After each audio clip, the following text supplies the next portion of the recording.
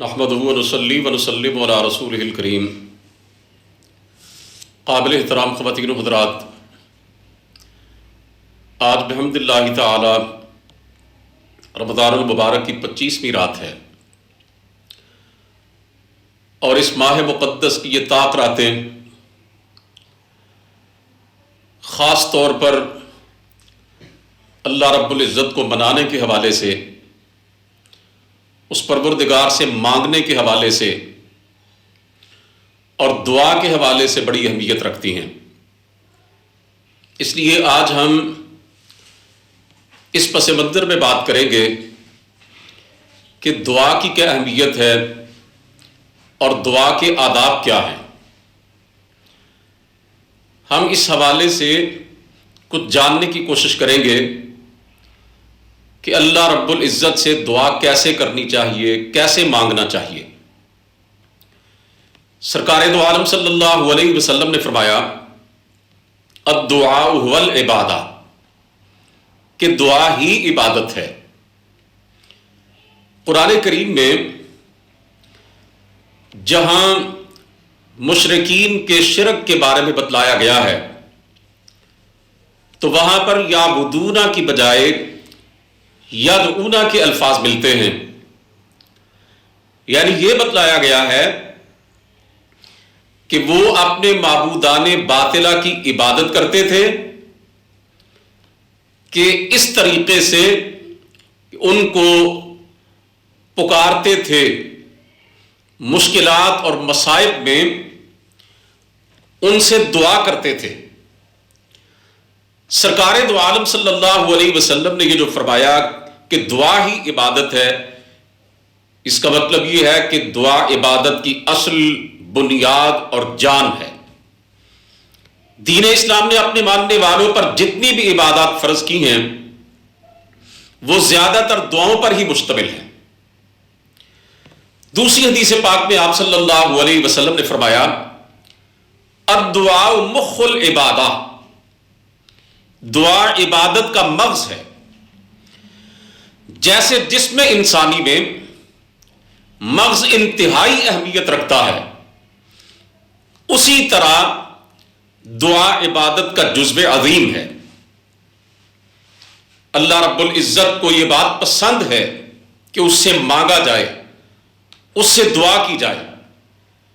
نبی کائنات علیہ الصلوۃ والسلام نے فرمایا لیس شیء اکرم علی اللہ تعالی من الدعاء، کہ اللہ رب العزت کے نزدیک دعا سے زیادہ قابل قدر، قابل وقت اور عزت والی چیز اور کوئی نہیں ہے۔ رسول کریم صلی اللہ علیہ وسلم نے یہاں تک ارشاد فرمایا ان اللہ حی کریم، کہ میرا پروردگار بڑا حیا والا اور بڑا کریم ہے۔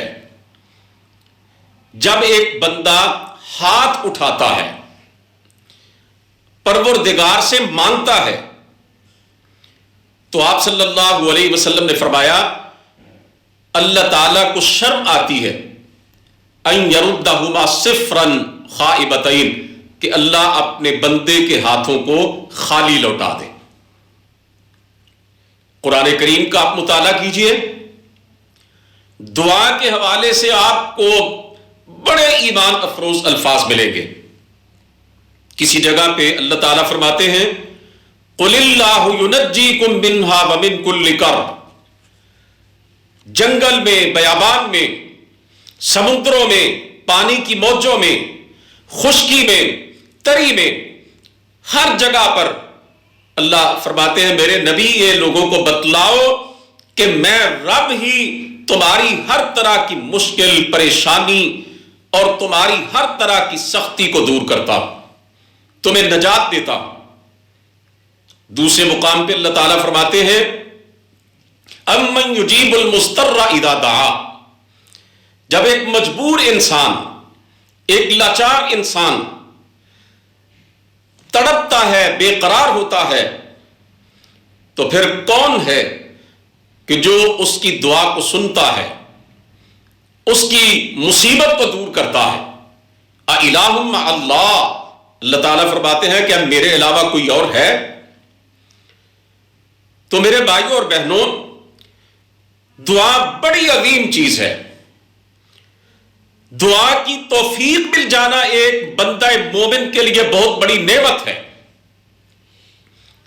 رسول مقبول صلی اللہ علیہ وسلم نے فرمایا، جس کے لیے دعا کا دروازہ کھل گیا، فتحت لہ ابواب الرحمہ، اس کے لیے تو رحمت کے دروازے کھل گئے۔ حضرت عمر فاروق رضی اللہ تعالیٰ عنہ کہا کرتے تھے کہ مجھے یہ گمان نہیں گزرتا، مجھے اس بات کی فکر نہیں ہوتی کہ میری دعا قبول نہیں ہوگی، بلکہ مجھے صرف اس بات کی فکر ہوتی ہے کہ مجھے دعا کرنے کی توفیق مل جائے۔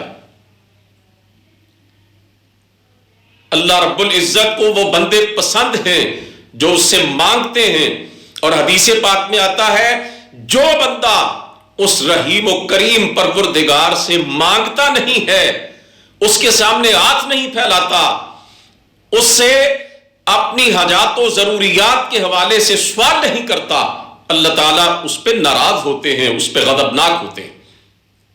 آئیے اختصار کے ساتھ ہم اس بات کا جائزہ لیں کہ اللہ تعالیٰ سے مانگنے کے طریقے کیا ہیں، اللہ تعالیٰ سے دعا کرنے کے آداب کیا ہیں۔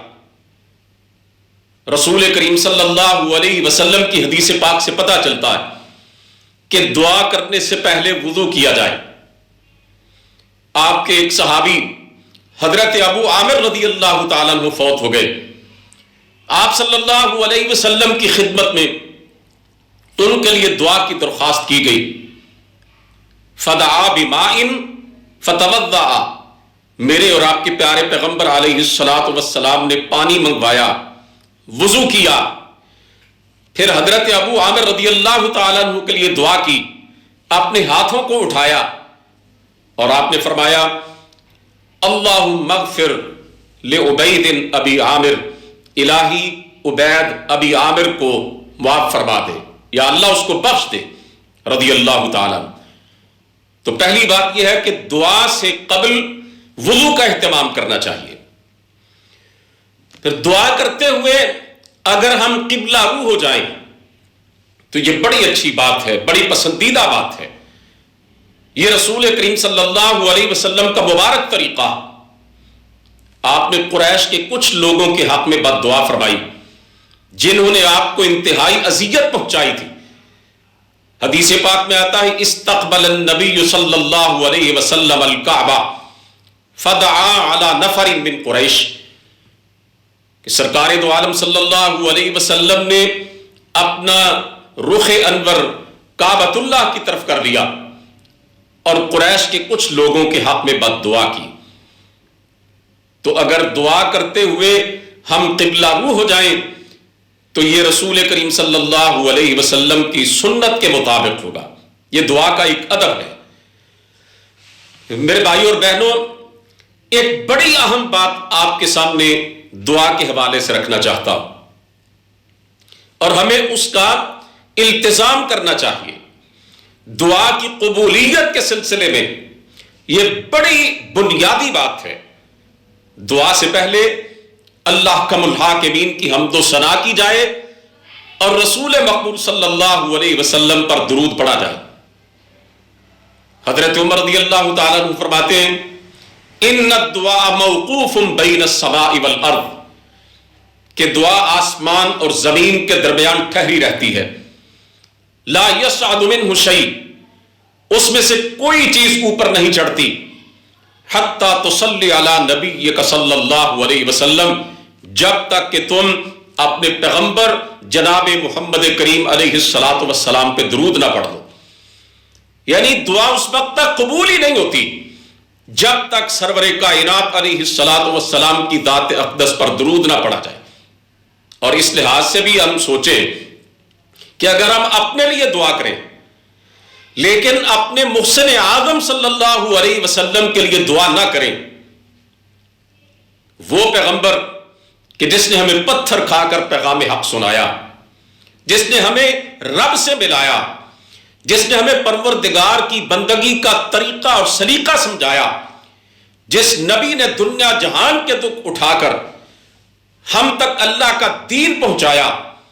یقین جانیے اللہ کم الحاکمین کے بعد ہمارے سب سے بڑے محسن نہ ہمارے ماں باپ ہیں، نہ ہمارے بہن بھائی ہیں، نہ ہمارے عزیز و اقارب ہیں، نہ ہمارے دوست احباب ہیں۔ اللہ رب العزت کے بعد ہمارے سب سے بڑے محسن ہمارے پیارے پیغمبر علیہ الصلوۃ والسلام ہیں۔ آپ کے بے پایہ احسانات کی طرف بھی دیکھا جائے تو دل سے یہ بات نکلتی ہے کہ دعا کرنے سے پہلے رسول مقبول صلی اللہ علیہ وسلم کی ذات اقدس پر درود بھیجا جائے اور آپ صلی اللہ علیہ وسلم کو یاد رکھا جائے۔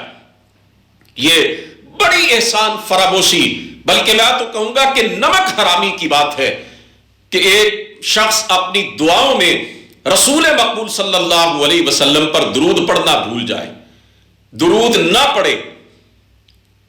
رسول کریم صلی اللہ علیہ وسلم نے یہ بھی فرمایا، حدیث پاک آپ نے بارہا سنی ہوگی، وہ جو جبریل امین نے بد دعا کی تھی کہ بعد من ذکرت عنده ولم يصلی علیک، کہ وہ شخص ہلاک ہو جائے، تباہ ہو جائے کہ جس کے سامنے آپ کا نام نامی اس میں گرامی لیا جائے اور وہ درود نہ پڑھے۔ ہمیں اس بات کو بھی اپنے دل و دماغ میں مستحضر رکھنا چاہیے۔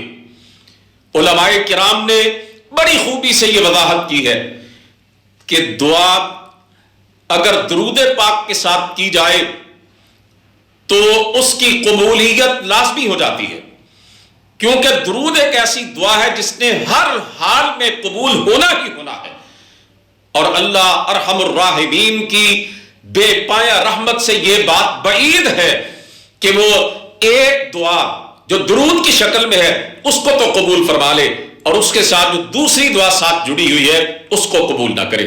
اس لیے دعا کا ایک بڑا زبردست ادب اور دعا کی قبولیت کے حوالے سے بڑی اہم اور بنیادی بات یہ ہے کہ دعا کے اندر سرور کائنات علیہ الصلوۃ والسلام پر لازماً درود پڑھا جائے۔ دعا کا ایک اور ادب یہ ہے کہ دعا کرتے وقت دل حاضر ہو، توجہ مالک کائنات کی طرف ہو، ایسا نہ ہو کہ زبان پر دعا کے الفاظ ہوں اور دل جو ہے وہ کہیں اور الجھا ہوا ہو، ذہن جو ہے وہ کہیں اور بھٹک رہا ہو۔ آپ ذرا غور کیجئے نا کہ آپ اپنے کسی دوست سے باتیں کر رہے ہوں، کسی عزیز سے محو گفتگو ہوں، وہ آپ سے کچھ کہہ رہا ہو اور آپ کسی اور طرف دیکھتے رہیں، عدم توجہ ہی برتیں، تو وہ برا مانے گا، شکایت کرے گا کہ تم میری بات نہیں سن رہے۔ اللہ رب العزت شہنشاہ کائنات پروردگار عالم، اس کائنات کے فرما روائے مطلق کے ساتھ باتیں کی جائیں اور بندے کی توجہ جو ہے وہ کہیں اور بھٹک رہی ہو، یہ کتنی بدبختی کی بات ہے۔ رسول مقبول صلی اللہ علیہ وسلم نے فرمایا وَاعْلَمُوا أَنَّ اللَّهَ لَا يَسْتَجِيبُ دُعَاءً مِّن قَلْبٍ غَافِلٍ لَاهٍ، لوگوں جان لو اللہ تعالی غافل اور لاپرواہ دل سے نکلی ہوئی دعا کو قبول نہیں کرتے، اس لیے دعا کے لیے حضوری قلب ضروری ہے، پروردگار عالم کی طرف پوری توجہ ضروری ہے۔ دعا کا ایک اور ادب یہ ہے کہ اللہ تعالیٰ سے خوشحالی میں بھی مانگا جائے۔ جب بندے کو مالک کی طرف سے نعمتیں مل رہی ہوں، امن میں ہو، سکون میں ہو، اسے کوئی تکلیف نہ ہو، اس پہ کوئی سختی نہ ہو، وہ مالدار ہو، فارغ البال ہو، تب بھی اللہ کو یاد رکھے، اللہ سے مانگے، اللہ سے دعا کرے۔ یہ بڑی بے وفائی کی بات ہے کہ بندہ اسی وقت اللہ سے دعا کرے کہ جب وہ کسی تکلیف میں ہو، اذیت میں ہو، کسی مشکل سے دوچار ہو۔ سرور کائنات علیہ الصلوۃ والسلام نے فرمایا من سرہ ان یستجیب اللہ لہ عند الشدائد والکرب، جس شخص کو یہ بات پسند ہے کہ اللہ اس کی دعا قبول کر لے مشکلات میں اور سختیوں میں، جسے یہ بات پسند ہے، آپ صلی اللہ علیہ وسلم نے فرمایا فَلْيُكْثِرِ الدُّعَاءَ فِي الرَّخَاءِ، اسے چاہیے کہ خوشحالی میں اور فارغ البالی میں، اچھے حالات کے اندر بھی کثرت سے اللہ سے دعا کرے۔ رسول کریم صلی اللہ علیہ وسلم کا مبارک طریقہ تھا، آپ جب دعا کرتے تو دعا کے جملے کو بار بار دہراتے، تکرار کے ساتھ دعا کرتے۔ آپ صلی اللہ علیہ وسلم کے بارے میں روایات میں آتا ہے، کان اذا سأل سأل ثلاثا، جب آپ اللہ تعالیٰ سے مانگتے تین تین بار آپ سوال کرتے، تین تین بار دعا کرتے۔ اس کا فائدہ یہ ہے کہ جب بندہ ایک بار، دو بار، تین بار تکرار کے ساتھ اللہ تعالیٰ سے مانگتا ہے تو پھر اسے امید لگتی ہے قبولیت کی، اس کے دل کے اندر ایک خاص کیفیت پیدا ہوتی ہے، اللہ تعالیٰ کی رحمت کو وہ اپنی طرف متوجہ پاتا ہے۔ اس لیے دعا کے حوالے سے یہ طریقہ بھی یاد رکھنا چاہیے کہ تکرار کے ساتھ کی جائے، دو دو تین تین بار دعا کے جملے اپنی زبان سے دہرائے جائیں۔ میرے بھائیوں اور بہنوں، اللہ تعالیٰ کے بڑے اچھے اچھے نام ہیں، خود مالک کائنات نے یہ ادب سکھایا۔ قرآن عزیز کے اندر آپ کو یہ بات ملے گی کہ اللہ تعالیٰ سے جب دعا کی جائے، جب اس مالک کو پکارا جائے تو اس کے بڑے پیارے پیارے ناموں کے ساتھ اس کو ندا دی جائے، اس سے دعا کی جائے۔ فرمایا وَلِلَّهِ الْأَسْمَاءُ الْحُسْنَى فَادْعُوهُ بِهَا، اللہ فرماتے ہیں میرے بڑے خوبصورت نام ہیں، بڑے بڑے پیارے نام ہیں، ان کے ذریعے مجھ سے دعا کیا کرو۔ رسول مقبول صلی اللہ علیہ وسلم کی ایک دعا میں آپ کے سامنے رکھنا چاہتا ہوں، اور اس دعا کے بارے میں آپ صلی اللہ علیہ وسلم نے فرمایا کہ جو بندہ یہ دعا کرتا ہے، بڑے سے بڑے غم اور پریشانی میں ڈوبا ہوا ہو، اللہ تعالیٰ اسے دکھ درد سے نکال کر خوشی اور مسرت سے ہم کنار کر دیتے ہیں۔ آئیے اس دعا کو ہم پڑھیں اور سنیں۔ اللہم انی عبدک وابن عبدک وابن امتک ناصیتی بیدک ماض فی حکمک عدل فی قضاؤک اسألک بکل اسم هو لک سمیت به نفسک او انزلتہ فی کتابک او علمتہ احدا من خلقک او استأثرت به فی علم الغیب عندک ان تجعل القرآن العظیم ربیع قلبی ونور صدری وجلاء حزنی وذہاب ہمی۔ اس دعا کے اندر سرور کائنات علیہ السلام نے اللہ رب العزت سے مانگا، اس پروردگار کو اس کے تمام اسماء حسنہ کا واسطہ دے کر۔ آپ نے عرض کیا الہی میں تیرا بندہ ہوں، تیرے بندے کا بیٹا ہوں، تیری بندی کا بیٹا ہوں، میری زندگی تیرے قبضہ قدرت میں ہے، میرے متعلق تیرا فیصلہ جاری ہے، میرے متعلق تیرا فیصلہ عدل و انصاف پہ مبنی ہے۔ الہی میں تجھے تیرے ہر اس نام کا واسطہ دیتا ہوں جو تو نے اپنی ذات کے لیے رکھا ہے، اس نام کا واسطہ دیتا ہوں جو تو نے اپنی کتاب میں اتارا ہے، اس نام کا تجھے واسطہ دیتا ہوں جو تو نے اپنی مخلوقات میں سے کسی کو سکھایا ہے، اس نام کا تجھے واسطہ دیتا ہوں جو تو نے اپنے غیب کے خزانوں میں چھپا کے رکھا ہے۔ تمام تیرے اسماء حسنہ کا واسطہ دے کر الہی میں تجھ سے سوال کرتا ہوں کہ اپنے قرآن کریم کو میرے دل کی بہار بنا دے، میرے سینے کا نور بنا دے، میرے دکھوں کا مداوا بنا دے، میرے غموں کا علاج بنا دے۔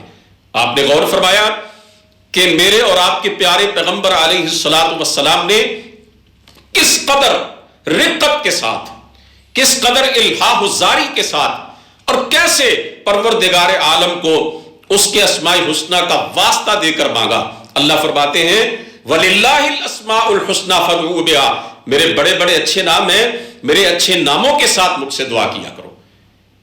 ایسے ہی رسول کریم صلی اللہ علیہ وسلم نے دعا کا ایک ادب یہ سکھلایا ہے کہ جب کسی کے لیے دعا کی جائے تو پہلے اپنے لیے کی جائے، یعنی جب آپ دعا کریں تو اپنے عزیزوں، رشتہ داروں، اپنے دوستوں سے پہلے اپنے لیے دعا کریں۔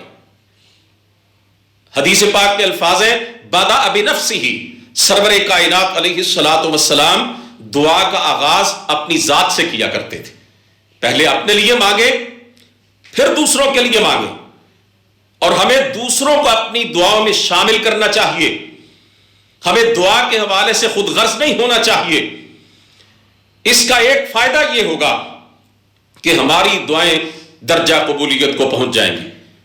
رسول کریم صلی اللہ علیہ وسلم نے فرمایا کہ جب کوئی بندہ مومن اپنے کسی مسلمان بھائی کی غیر موجودگی میں اس کے لیے دعا کرتا ہے تو اللہ تعالیٰ کے فرشتے، اللہ رب العزت کے ملائکہ اس کے لیے دعا کرتے ہیں کہ الہی جو یہ چیز اپنے مسلمان بھائی کے لیے مانگ رہا ہے ہم تیری بارگاہ میں التجا کرتے ہیں کہ تو اس کو عطا کر دے.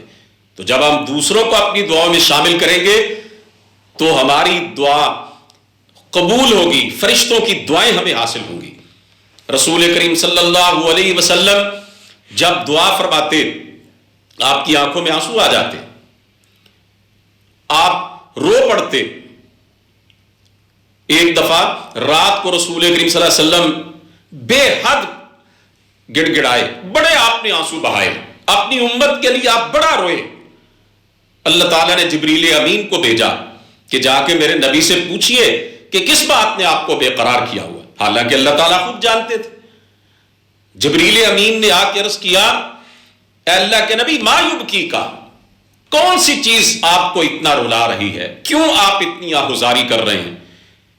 آپ صلی اللہ علیہ وسلم نے فرمایا مجھے اپنی امت کے حوالے سے فکر ہے.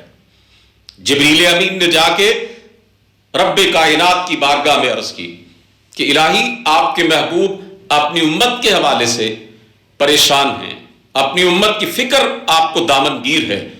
تو جبریل امین کو اللہ رب العزت کی طرف سے فرمایا گیا جاؤ جا کے میرے محبوب کو بتلاؤ انا سنرضیک فی امتک ولا نسوءک، اے نبی ہم آپ کی امت کے بارے میں آپ کو راضی کر دیں گے اور آپ کو ناراض نہیں کریں گے. حدیث پاک میں آتا ہے آپ نے اپنے ہاتھ بلند کیے اور فرمایا اللہم امتی امتی، یا اللہ میری امت وبکا، اور آپ رو پڑے. تو دعا کا یہ انداز، یہ نبوی انداز کہ دعا کرتے ہوئے بندہ ایک منگتا بن جائے، شہنشاہ کے دربار پہ آ کے ایک بھکاری بن جائے، رو رو کر اپنے مالک کو اپنی التجائیں سنائے، اور اس کے آنسو اللہ تعالیٰ کے ہاں قدر و قیمت پائیں گے اور اس کی دعائیں شرف قبولیت کو پہنچیں گی. کہ بقول شخص سے افلاک سے آتا ہے نالوں کا جواب آخر، کرتے ہیں خطاب آخر، اٹھتے ہیں حجاب آخر. اور اس واقعہ سے یہ بھی پتہ چلتا ہے کہ جو نبی ہمارے لیے راتوں کو رو رو کر اللہ کی بارگاہ میں دعا کرتے رہے، ہمیں بھی چاہیے ہم اپنے اس پیارے پیغمبر علیہ الصلاۃ والسلام کی قدر کریں اور آپ کی اسوہ حسنہ کو اپنائیں اور آپ پر کثرت کے ساتھ درود پاک پڑھیں. میرے بھائیوں اور بہنوں، اختصار کے ساتھ آخر میں یہ عرض کرنا چاہتا ہوں، جب اللہ تعالیٰ سے دعا کی جائے تو قبولیت کے یقین کے ساتھ کی جائے. دل کے اندر کوئی شک شبہ نہ ہو کہ نہ جانے میری دعا قبول ہوگی یا نہیں ہوگی. سرور کائنات علیہ الصلوۃ والسلام نے فرمایا ادعوا اللہ وانتم موقنون بالاجابہ، اللہ سے دعا اس طریقے سے کرو اور اس کیفیت کے ساتھ کرو کہ وہ تمہاری دعاؤں کو ضرور شرف قبولیت عطا فرمائیں گے. اللہ تعالیٰ فرماتے ہیں، حدیث قدسی ہے، انا عند ظن عبدی بی، میں اپنے بندے کے گمان کے مطابق اس کے ساتھ سلوک کرتا ہوں. اللہ سے قبولیت کا یقین ہو، دعائیں ضرور شرف قبولیت کو پہنچیں گی. اور اختتام پہ یہ بات رکھنا چاہتا ہوں کہ رزق حلال قبولیت دعا کی کنجی ہے. ایک صحابی رسول نے آ کے عرض کیا تھا یا رسول اللہ میرے لیے دعا کیجئے اللہ مجھے مستجاب الدعوات بنا دے، یعنی میری دعائیں قبول ہوں. آپ نے فرمایا تھا رزق حلال کھاؤ، اللہ تمہاری دعا کو قبول فرمائیں گے.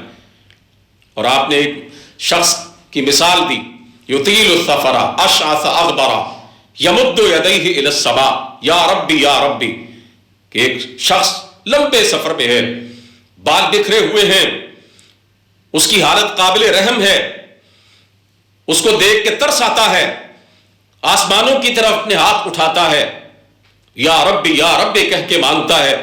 مطعمہ حرام وَمَلْبَسُهُ حرام وَمَشْرَبُهُ حرام، اس کا کھانا حرام کا، اس کا پینا حرام کا، اس کا لباس حرام کا، فَأَنَّى يُسْتَجَابُ لِذَلِكَ، ایسے شخص کی دعا کیسے قبول ہو؟